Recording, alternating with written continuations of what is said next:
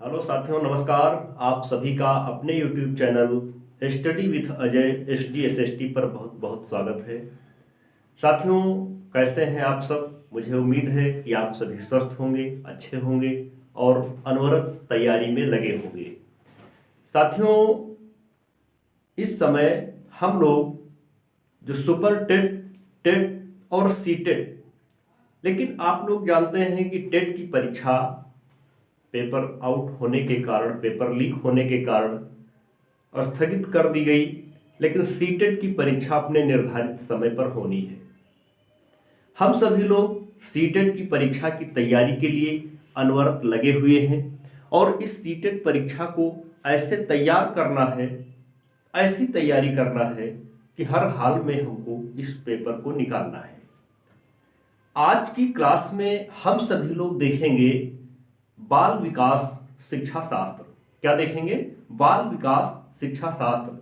हमारा जो टॉपिक है, इससे 30 नंबर के प्रश्न आते हैं और इन 30 नंबर के प्रश्नों को हम बेहद महत्वपूर्ण तरीके से हल करेंगे विद व्याख्या। व्याख्या सहित एक एक प्रश्न को पढ़ना है और उसका सही आंसर अपनी कॉपी पर नोट कर लेना है। यदि आपने अब तक कॉपी कलम नहीं लिया है तो अपना कॉपी कलम उठा लीजिए और अपने सही आंसर को तुरंत, जैसे ही मैं क्वेश्चन पढ़ूं वैसे आप सही आंसर दे दीजिए। इससे पहले मैं आपसे कहना चाहूंगा कि यदि आप हमारे चैनल पर नए हैं, अभी तक सब्सक्राइब नहीं किया है, तो प्लीज सब्सक्राइब कर लीजिए और दबा दीजिए बेल आइकन, ताकि आपको हर वीडियो और शिक्षा शास्त्र से संबंधित ही नहीं बल्कि हिंदी, संस्कृत और अन्य महत्वपूर्ण वीडियो आपको हमारे चैनल पर मिल जाएंगे। और यहाँ पर एक से एक उपयोगी, क्योंकि इनकी उपयोगिता आपको तब समझ में आएगी जब आप परीक्षा भवन से हंसते मुस्कुराते हुए आएंगे, तब समझ में आएगी कि वाकई में हमने जो वीडियो देखा है इसमें से कितने महत्वपूर्ण प्रश्न हमारी परीक्षा में मिले हैं। तो बिना देरी किए हुए आइए शुरू करते हैं। टॉपिक सब लोग जान गए हैं। हमारा टॉपिक है बाल विकास एवं शिक्षा शास्त्र, चाइल्ड डेवलपमेंट एंड पेडागोजी। ठीक है, तो इसका सबसे पहला क्वेश्चन हमारा क्या है, आइए स्क्रीन पर देखते हैं। सबसे पहला क्वेश्चन हम लोग पढ़ लेते हैं। सबसे पहला क्वेश्चन है, पियाजे मुख्य रूप से किसके अध्ययन के लिए जाने जाते हैं? इसमें 4 ऑप्शन दिए गए हैं। ऑप्शन ए है भाषा विकास, बी यौन विकास, सी संज्ञानात्मक विकास, डी सामाजिक विकास। आप सही आंसर तुरंत नोट कर लीजिए ताकि आपका स्कोर पता चल सके कि हमने कितने सही किए हैं। तो इसका जो राइट आंसर है वो है सी संज्ञानात्मक विकास। जीन पियाजे किसके लिए माने जाते हैं? संज्ञानात्मक विकास के लिए माने जाते हैं। नेक्स्ट क्वेश्चन है, जब मानव शरीर के एक भाग को दिए गए प्रशिक्षण का अंतरण दूसरे भाग में हो जाता है तो इसे कहते हैं। 4 ऑप्शन दिए गए हैं। इन 4 ऑप्शन में आप देख सकते हैं इसमें से कौन सा ऑप्शन सही है। जो भी ऑप्शन सही है उस सही ऑप्शन को आप नोट कर लीजिए। तो इसका जो पहला ऑप्शन है ऊर्ध्वांतरण, बी है क्षैतिज अंतरण, सी है द्विपार्श्विक अंतरण और डी है उपरोक्त में से कोई नहीं। तो इसका जो राइट आंसर है आप तुरंत नोट कर लीजिए, इसका राइट आंसर है सी यानी द्विपार्श्विक अंतरण। कौन सा ऑप्शन सही है? सी ऑप्शन सही है, द्विपार्श्विक अंतरण। नेक्स्ट क्वेश्चन की ओर बढ़ते हैं। हमारा नेक्स्ट क्वेश्चन देखते हैं। नेक्स्ट क्वेश्चन क्या है, दिए हुए प्राप्तांकों के समूह में जो प्राप्तांक बहुधा सर्वाधिक बार आते हैं, जो सबसे अधिक बार आते हैं उसे कहते हैं, क्या कहते हैं? बहुलक कहते हैं, मध्यमान कहते हैं, मध्यांक कहते हैं या फिर मानक विचलन कहते हैं। राइट आंसर है इसका ए ऑप्शन, बहुलक। बहुलक जैसा कि हम नाम से ही समझ जाते हैं, जो बहुत बार आया हो, जो कई बार आया हो, उसको हम क्या बोलते हैं? बहुलक बोलते हैं। जो संख्या कई बार आती है उसको हम क्या बोलते हैं? उसको बोलते हैं बहुलक। ठीक है, हम बढ़ते हैं नेक्स्ट क्वेश्चन की ओर। आप नेक्स्ट क्वेश्चन देख रहे हैं, क्रिया प्रसूत अनुकूलन सिद्धांत का प्रतिपादन, फिर खाली स्थान है, ने किया था।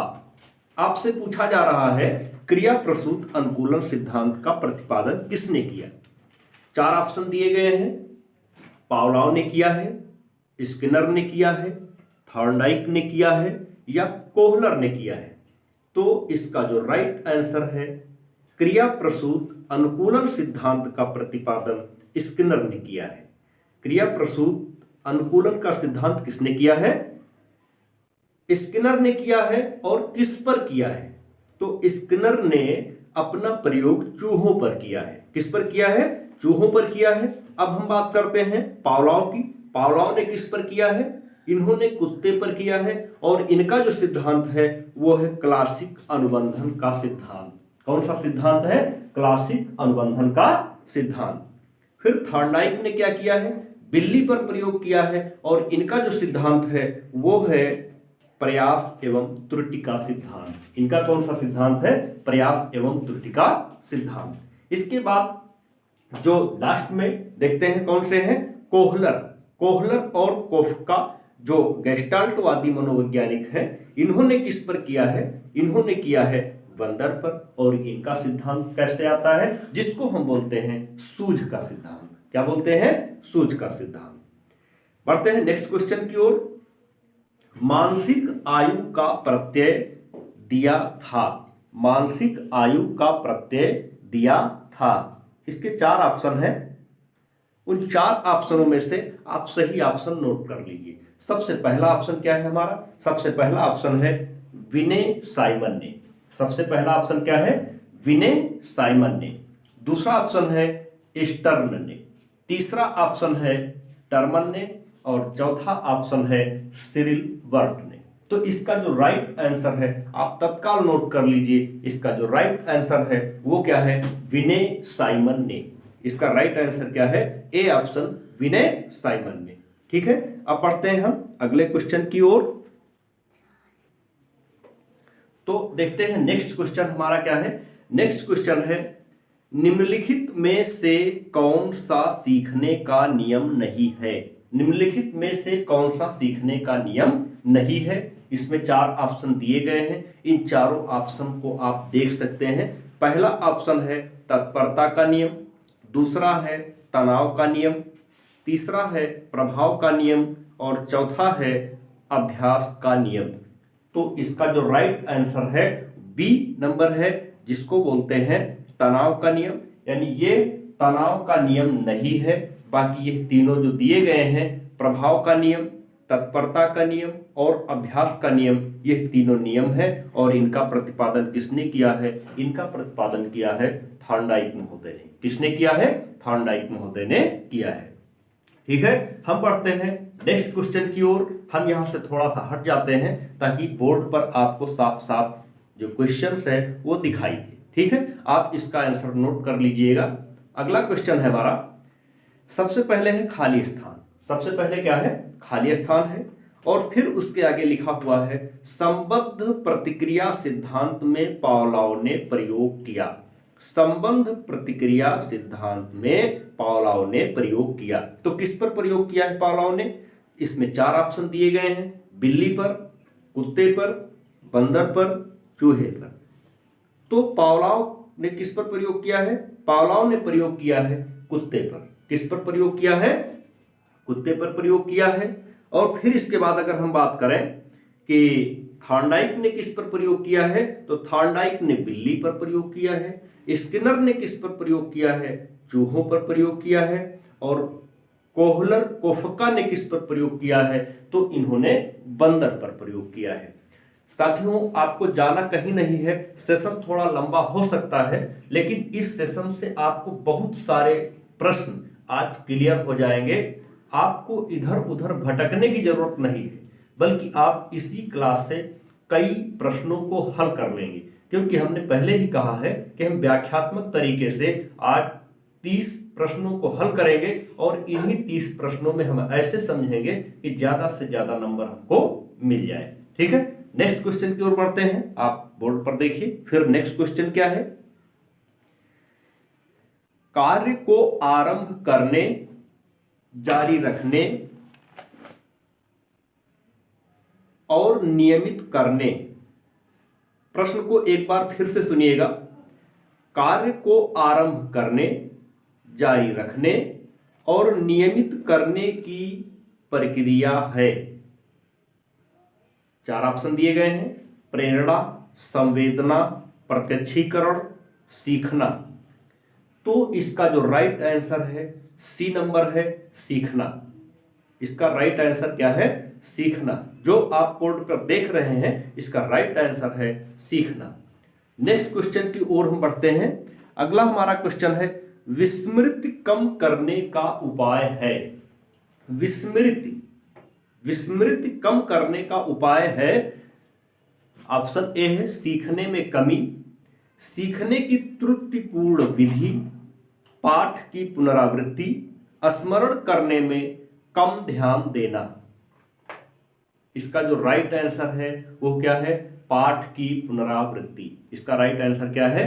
पाठ की पुनरावृत्ति। अगर हम किसी पाठ को बार बार याद करते हैं, बार बार पढ़ते हैं, रटते हैं, तो निश्चित रूप से आप ये मान लीजिए कि विस्मरण की क्षमता कम हो जाएगी, यानी वो हमको याद हो जाएगा, उसको हम अच्छे ढंग से स्मरण कर लेंगे। आगे बढ़ते हैं, नेक्स्ट क्वेश्चन की ओर बढ़ते हैं। देखते हैं, क्रोध, भय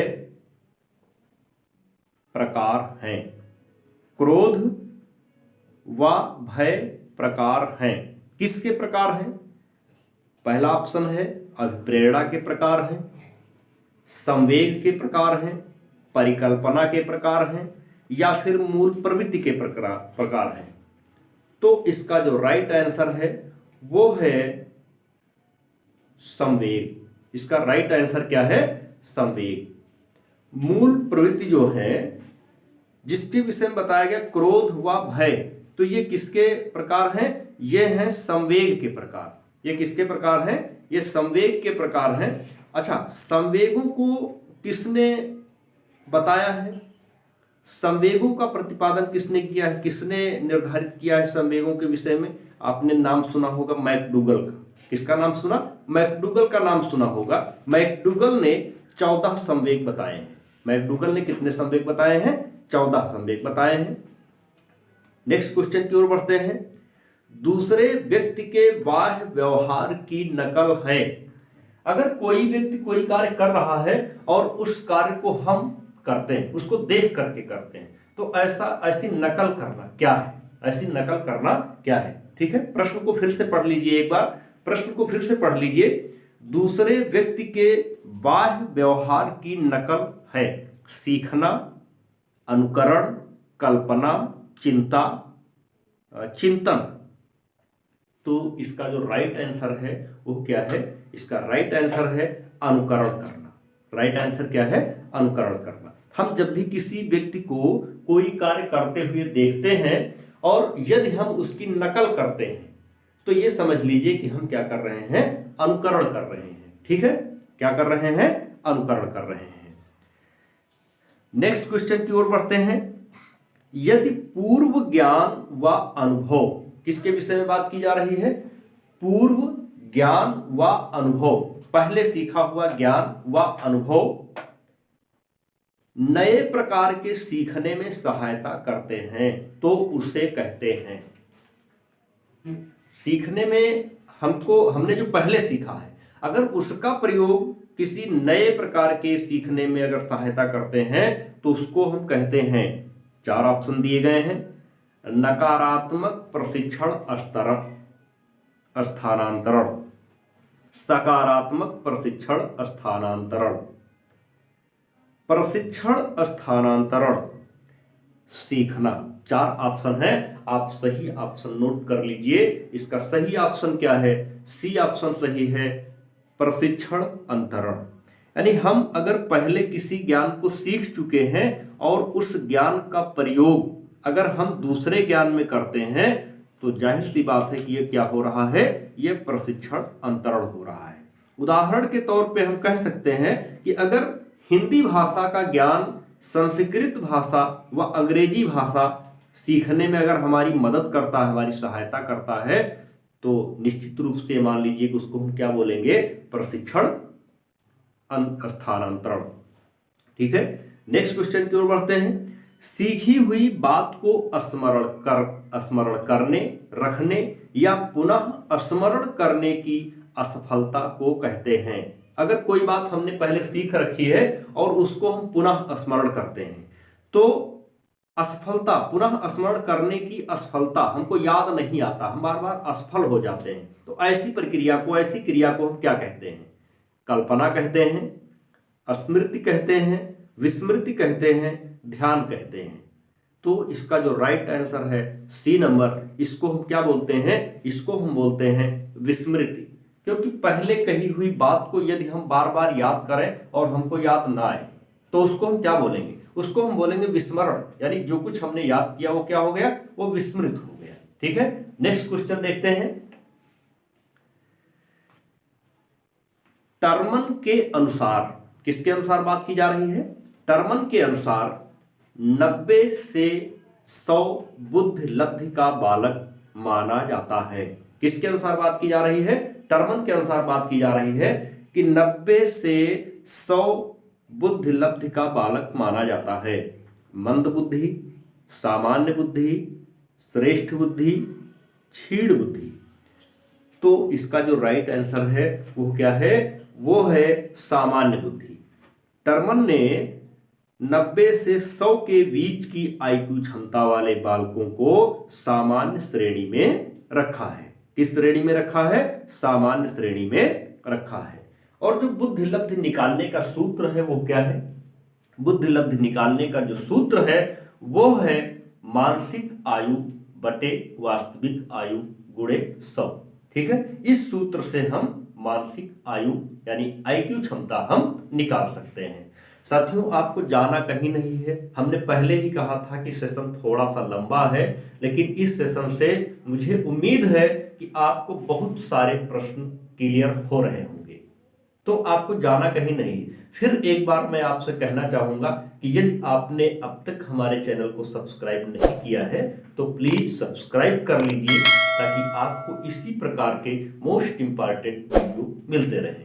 ठीक है, आगे बढ़ते हैं। उससे पहले थोड़ा सा आपसे कहना चाहूंगा कि यदि आपने अभी तक हमारे वीडियो को शेयर नहीं किया है तो प्लीज शेयर कर दीजिए।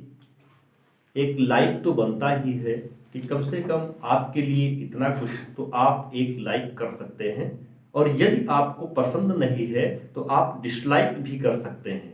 लाइक करने के लिए कोई जोर जबरदस्ती नहीं है, शेयर करने के लिए कोई जोर जबरदस्ती नहीं है। बस आपसे अपेक्षा है कि आप हमारे इस चैनल को, हमारे इस वीडियो को अधिक से अधिक शेयर करेंगे, ताकि आपके साथी, इष्ट मित्र भी लाभ उठा सकें। ठीक है, नेक्स्ट क्वेश्चन की ओर बढ़ते हैं। अगला क्वेश्चन देखते हैं क्या है। हॉल का सिद्धांत, एक मनोवैज्ञानिक हैं जिनका नाम है हॉल। हॉल का सिद्धांत निम्न में किसकी व्याख्या करता है? हॉल का सिद्धांत किसकी व्याख्या करता है? बुद्धि की प्रकृति की, अधिगम में अभिप्रेरणा की, मूल्यों का विकास, किशोरों का मनोविज्ञान। किशोरों का मनोविज्ञान। यदि आप कॉपी कलम लेकर के बैठे हैं तो जो महत्वपूर्ण फैक्टर्स हैं उनको आप नोट करते भी जाइए, उनको नोट कर लीजिए। ठीक है, तो इसका जो राइट आंसर है वो है किशोरों का विज्ञान। इसका राइट आंसर क्या है? किशोरों का विज्ञान। हॉल महोदय ने सबसे पहले क्या किया है? किशोरावस्था पर अध्ययन किया है। हॉल महोदय कहाँ के निवासी हैं? ये अमेरिका के, और अमेरिका में ही इन्होंने किशोरावस्था का सबसे पहले अध्ययन किया है। और इन्होंने किशोरावस्था को क्या कहा है? आंधी तूफान की अवस्था। इन्होंने किशोरावस्था को क्या कहा है? आंधी तूफान की अवस्था। और इन्होंने इस आंधी तूफान की अवस्था को यानी किशोरावस्था को तनाव व तूफान की अवस्था भी कहा है। नेक्स्ट क्वेश्चन की ओर बढ़ते हैं। आइए देखते हैं। मानव व्यक्तित्व के मनोलैंगिक विकास को निम्न में किसने महत्व दिया था? 4 ऑप्शन दिए गए हैं। कमेनियस ने, हॉल ने, हॉलिंगवर्थ ने, फ्रायड ने। तो इसका जो राइट आंसर है वो है फ्रायड। इसका राइट आंसर क्या है? फ्रायड ने। ठीक है, फ्रायड ने क्या किया है, इन्होंने ही मानव व्यक्तित्व के मनोलैंगिक विकास का अध्ययन किया है। ठीक है, इन्होंने ही मनोवैज्ञानिक विकास का महत्व दिया है। और इन्होंने क्या किया, फ्रायड ने ही इड, ईगो व सुपर ईगो की अवधारणा को भी दिया है। नेक्स्ट क्वेश्चन है हमारा, मनोविज्ञान की प्रथम प्रयोगशाला को किसने स्थापित किया था? मनोविज्ञान की प्रथम प्रयोगशाला को किसने स्थापित किया था? 4 ऑप्शन दिए गए हैं। डब्ल्यू वुंट ने, सिगमंड ने, पावलोव ने, वाटसन ने। तो इसका जो राइट आंसर है वो है विलियम वुंट ने। इसका राइट आंसर क्या है? ए ऑप्शन, विलियम वुंट ने मनोविज्ञान की जो प्रयोगशाला है उसका इन्होंने निर्माण किया है। और इन्होंने 1879 में कहां पर किया था? जर्मनी में किया था। विलियम वुंट ने मनोविज्ञान की प्रयोगशाला कहां पर स्थापित की थी? तो जर्मनी में स्थापित की थी। कब स्थापित की थी? तो 1879 में। ठीक है, नेक्स्ट क्वेश्चन की ओर बढ़ते हैं। गेस्टाल्ट मनोविज्ञान की आधारशिला किसने रखी? गेस्टाल्टवादी मनोवैज्ञानिकों की बात की जा रही है। गेस्टाल्ट मनोविज्ञान की आधारशिला किसने रखी? ऑप्शन है फ्रांच ब्रेंटानो ने, मैक्स वथीमर ने, एडगर रूबिन ने, कर्ट लेविन ने। तो इसका जो राइट आंसर है फ्रांच ब्रेंटानो। इसका राइट आंसर क्या है? फ्रांच ब्रेंटानो ने। ठीक है, किसने रखी? फ्रांच ब्रेंटानो ने रखी। और गेस्टाल्टवादी मनोवैज्ञानिकों में मुख्य रूप से कोहलर, कोफका आते हैं। और इन्होंने किस सिद्धांत का प्रतिपादन किया है? तो इन्होंने प्रतिपादन किया है सूझ के सिद्धांत का। किसका प्रतिपादन किया है? सूझ का सिद्धांत का प्रतिपादन किया है।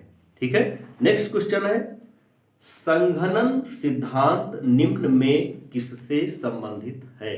संघनन सिद्धांत निम्न में किससे संबंधित है?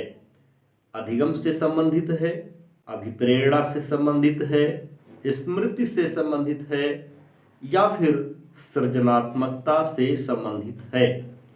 तो इसका जो राइट आंसर है वो है अभिप्रेरणा।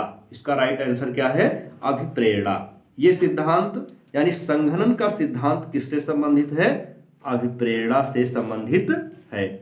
नेक्स्ट क्वेश्चन हमारा आता है, नेक्स्ट क्वेश्चन है, क्षेत्र सिद्धांत निम्न में किस वर्ग का सिद्धांत है? क्षेत्र सिद्धांत निम्न में किस वर्ग का सिद्धांत है?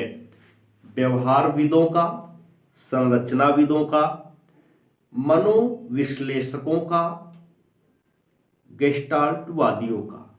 तो इसका जो राइट आंसर है वो है व्यवहारविदों का। इसका जो राइट आंसर है वो क्या है? व्यवहारविदों का है।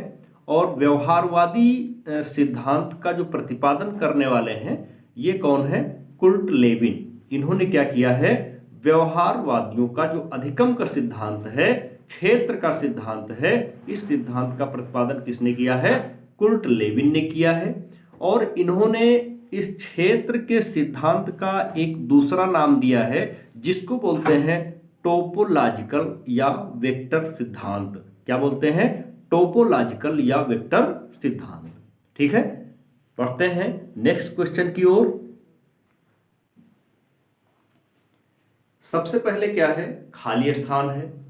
फिर बैटरी का प्रयोग निम्न में से किसके मापन हेतु किया जाता है? ऑप्शन है व्यक्तित्व मापन, रुचि, बुद्धि, अभिक्षमता। तो किसके मापन में किया जाता है? बुद्धि के। ठीक है, बुद्धि भाटिया, बैटरी बुद्धि मापने के लिए प्रयोग किया जाता है। किसके मापन में? बुद्धि भाटिया के द्वारा बैटरी बुद्धि मापने के लिए प्रयोग किया जाता है। और सबसे पहले इसका जो परीक्षण किया है, इसका बुद्धिमापन का जो निर्माण किया है, किसने किया है? ये भाटिया के द्वारा भारत में किया गया है। और यह एक शाब्दिक बुद्धि परीक्षण है, क्योंकि दो प्रकार का बुद्धि परीक्षण होता है, एक तो शाब्दिक और एक अशाब्दिक। तो ये कैसा है? ये शाब्दिक बुद्धि परीक्षण है और बुद्ध भाटिया बैटरी का प्रयोग इन्होंने ही किया है, यानी भाटिया महोदय ने ही किया है। नेक्स्ट क्वेश्चन है, अभिक्रमायोजित अधिगम का प्रत्यय किसने दिया? हल ने, थॉर्नडाइक ने, स्किनर ने, वाटसन ने। तो इसका जो राइट आंसर है वो किसने दिया है? स्किनर ने दिया है। किसने दिया है? स्किनर ने दिया है। इसका सी ऑप्शन बिल्कुल सही है, स्किनर ने दिया है। पावलोव ने क्या सिद्धांत दिया है? क्लासिकल अनुबंध सिद्धांत। पावलोव ने क्या दिया है? क्लासिकल अनुबंध सिद्धांत दिया है। और अभिक्रमायोजित अधिगम का प्रत्यय किसने दिया है? स्किनर ने दिया है। ठीक है। नेक्स्ट क्वेश्चन है, व्यवहारिक क्षमताओं में वह सापेक्ष अस्थायी परिवर्तन जो कि प्रचलित अभ्यास का परिणाम होता है उसे क्या कहते हैं? उसे क्या कहते हैं? उसे हम अधिगम कहते हैं, अभिप्रेरणा कहते हैं, अभिवृत्ति कहते हैं या फिर अभिक्षमता कहते हैं। तो इसका जो राइट आंसर है वो है ए ऑप्शन, अधिगम या सीखना। सीखना या अधिगम। ठीक है। व्यवहारिक क्षमताओं में जो सापेक्ष अस्थायी परिवर्तन होते हैं उसको हम क्या बोलते हैं? उसको बोलते हैं सीखना। उसको क्या बोलते हैं? सीखना बोलते हैं। नेक्स्ट क्वेश्चन है, संज्ञान किस प्रकार किस बुद्धि के सिद्धांत का हिस्सा है? संज्ञान किस बुद्धि के सिद्धांत का हिस्सा है? ऑप्शन है प्रतिदर्श सिद्धांत, समूह कारक सिद्धांत, गिलफोर्ड का सिद्धांत, फ्लूइड तथा क्रिस्टलाइट का सिद्धांत। इसका जो राइट आंसर है सी नंबर, गिलफोर्ड का सिद्धांत। कैसा सिद्धांत है? संज्ञान किस बुद्धि के सिद्धांत के अंतर्गत आता है? तो गिलफोर्ड का सिद्धांत के अंतर्गत आता है। और गिलफोर्ड ने क्या किया है? इन्होंने 1907 में यह विचार जो है बुद्धि के तत्वों को 3 भागों में विभाजित करके बताया है। नेक्स्ट क्वेश्चन है, 8 वर्ष के सुधीर की मानसिक आयु 10 वर्ष है। 8 वर्ष के सुधीर की मानसिक आयु 10 वर्ष है, उसकी बुद्धि लब्धि होगी। उसकी बुद्धि लब्धि होगी। ऑप्शन है 80, 100, 110, 125। तो इसका राइट आंसर है 125। इसका राइट आंसर क्या है? 125। क्योंकि अभी इसके पहले हमने बताया था कि बुद्धि लब्धि निकालने का जो सूत्र है वो है मानसिक आयु अपान वास्तविक आयु गुणे 100। तो सुधीर की जो मानसिक आयु है वो कितनी है? 10 वर्ष। 8 वर्ष के सुधीर की मानसिक आयु कितनी है? 10 वर्ष है। और सुधीर की आयु कितनी है? 8 वर्ष है। तो 10/8 गुणे 100 कर लेंगे और हमारा आंसर आ जाएगा 125 is the right answer. Next question की ओर बढ़ते हैं। संवेग कौन सा सिद्धांत इस विचार को मानता है कि संवेगात्मक अनुभव संवेगात्मक व्यवहार पर आधारित है? जेम्स लैंग का सिद्धांत, हाइपोटोप्लिक का सिद्धांत, सक्रियता का सिद्धांत, अभिप्रेरणा का सिद्धांत। इसका राइट आंसर है सक्रियता का सिद्धांत। इसका राइट आंसर क्या है? सक्रियता का सिद्धांत। नेक्स्ट क्वेश्चन है, किसी इच्छा या आवश्यकता में रुकावट पड़ने पर उससे उत्पन्न होने वाली जो सांवेगिक तनाव की प्रक्रिया है। जैसे कोई कार्य कर रहे हैं और उसमें अगर कोई रुकावट आती है तो उसमें जो तनाव उत्पन्न होता है उसे हम क्या कहते हैं? क्या कहलाता है? द्वंद्व, कुंठा, चिंता, तनाव। तो ये एक संवेग है। ये क्या है? एक संवेग है। और इस संवेग को हम कहते हैं कुंठा। क्या कहते हैं? कुंठा कहते हैं, क्योंकि जब हम कार्य करते हैं और कार्य में सफलता नहीं मिलती है तो उसमें क्या होता है, कोई अगर बाधा आ जाती है तो मन में उस कार्य के प्रति नीरसता, कार्य ना करने का एक विचार उत्पन्न होता है। तो ऐसे हम इसको क्या बोल सकते हैं, कुंठा। मैकडूगल ने संवेगों की संख्या कितनी बताई है, 14। मैकडूगल के अनुसार संवेगों की संख्या कितनी है, 14 है। नेक्स्ट क्वेश्चन है और हमारा अंतिम क्वेश्चन है, ठीक है। नेक्स्ट और अंतिम क्वेश्चन क्या है, कोलबर्ग का सिद्धांत निम्न में से किस विकास से संबंधित है। कोलबर्ग का सिद्धांत निम्न में से किससे संबंधित है, भाषा विकास, सामाजिक विकास, नैतिक विकास, शारीरिक विकास। तो इसका जो राइट आंसर है वो है नैतिक विकास। इसका राइट आंसर क्या है, नैतिक विकास। कोलबर्ग ने जो सिद्धांत दिया है इसके अंतर्गत आता है नैतिक विकास। तो साथियों, मुझे उम्मीद है कि आज का ये सेशन, आज की ये क्लास आपके लिए बेहद महत्वपूर्ण रही होगी, ऐसा आपने अनुभव किया होगा। यदि आपके लिए हेल्पफुल रही है यह क्लास, अगर आपको लगता है कि वाकई में बहुत चुनिंदा, बहुत महत्वपूर्ण प्रश्नों को इस टॉपिक में रखा गया है, इस मॉडल पेपर में रखा गया है, तो फिर एक बार कहना चाहूँगा कि यदि आपने अब तक सब्सक्राइब नहीं किया है तो प्लीज़ सब्सक्राइब कर लीजिएगा। और हाँ, लाइक करना और शेयर करना बिल्कुल मत भूलिएगा, क्योंकि इसमें आपका कुछ भी नहीं लगना है। बस आपकी वजह से आपके दोस्तों को, आपके इष्ट मित्रों को, तैयारी करने वाले बहुत सारे परीक्षार्थियों को आपकी वजह से लाभ मिल सकेगा, इसलिए इसको शेयर जरूर करिएगा, ठीक है। अगली क्लास के साथ, अगले वीडियो के साथ आपसे फिर मुलाकात होगी। तब तक के लिए जय हिंद, धन्यवाद।